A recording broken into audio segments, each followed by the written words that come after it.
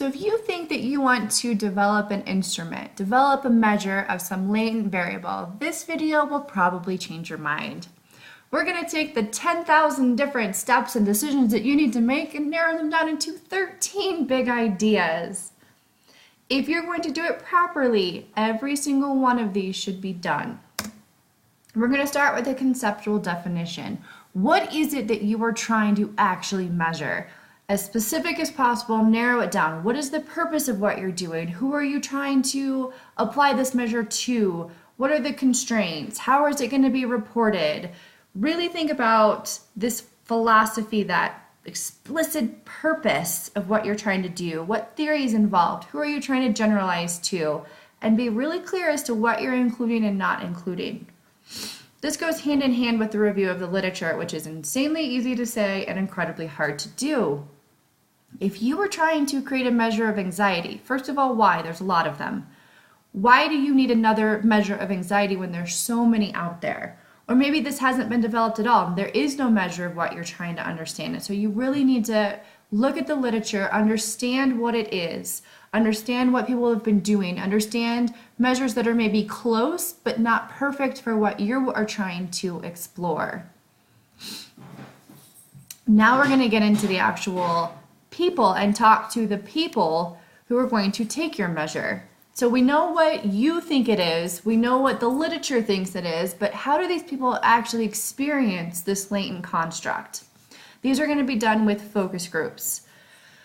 Very open-ended questions. You're going to code and interpret the comments. You're going to consider all of the items at this point. So we now know how these people experience it. We know what the literature says about the experience of this latent variable. Now you can start to really tease out what specific items you're going to think about.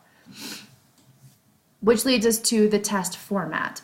What's it going to look like as a whole? There's a lot of people to consider, a lot of different scales to consider, but what is the format of the test going to start to look like? And we're going to create an item pool. So we know that we want, let's say we're hoping to have 10 to 15 items at the end. So for the item pool, we want 3 times as many items to choose from now before we refine them into the final 10 to 15 items. Really think about the intended use. Really think about what is this item saying and how does it match the overall idea. They should be clear, they should be according to all of the survey design stuff that you know goes into right here. And it's okay to be redundant, to be over-inclusive, to say the same things in a different way multiple times. We need directions for the test. Is it going to be pencil and paper? What are the rules for the test? Is it an opinion? What do I need to know to go through to take this test?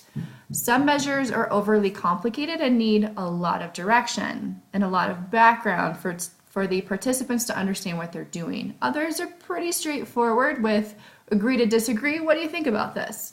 And did you get how detailed it needs to be? Now we take all of our items in our pool and our directions and we send it to experts to review. This is our content validity. We're going to ask 4 to 10 experts on that latent variable about each item. So are they clear? Is the item relevant? Does the format make sense? Does this item contribute to this overall dimension, this overall idea? What about this item? How do you think this item holds? Is it an easy item? Is it a hard item? Is this a fair item? Is it a biased question? And what do you think is missing? What else should I be asking about to really understand this latent variable? This can be done in an interview. This can be done in like an email format that they fill out a whole huge form. And based on this, we're going to create new items and we're going to revise the items and we're going to start to cut items that they didn't like, that didn't seem to work, and really refine. We're going to take our newly refined measure and we're going to do some cognitive interviews. So we're going to go back to those people who are going to actually take our test, take this measure, and we're going to do interviews with 3 to 10 people. The more, the merrier always. And this is going to be an interview. So you're going to go item by item by item and you're going to say, What do you think about this? Does it work? Is it fair? Is it a hard item for you to agree with? Does the wording, how do you interpret the wording? So is what you intended as the researcher this item to mean, do the participants actually think it means the same thing? And now we're going to revise items again, and we're going to narrow down. You also need to think about some convergent and divergent validity. So if you were trying to measure anxiety and we need a new way to measure anxiety for elementary students, then maybe we include another anxiety measure because we know that that measures anxiety. So if ours also measures anxiety, they should be highly correlated to each other. But we also need some stuff that doesn't match that. So maybe we include some self-efficacy items. So self-efficacy should not correlate with anxiety. They are different ideas. So they should not correlate highly. Now we need to actually really go back to this test organization, this format. How are you going to group items? How is it going to look to participants? Make sure it's really easy for them to go through. Again, go back to the survey design concepts and how do you design a survey? How do you think about the whole thing all together? And think about delivery. Is this going to be in person? Is it going to be pencil and paper? Is it going to be on the website? How are you going to get it to the participants? Now we actually get to pilot it. And a pilot is probably going to be a convenient sample, and it's probably going to be about 50 people. The larger, the better, always. We're going to take that information and we're going to apply exploratory factor analysis. So all of the item information, all of the reliability, we're going to see, is it one factor, is it multiple factors, and we're going to revise it again. At this point, we should have a pretty good draft of our instrument. We've gone through all kinds of different iterations. We've been narrowing, we've been refining.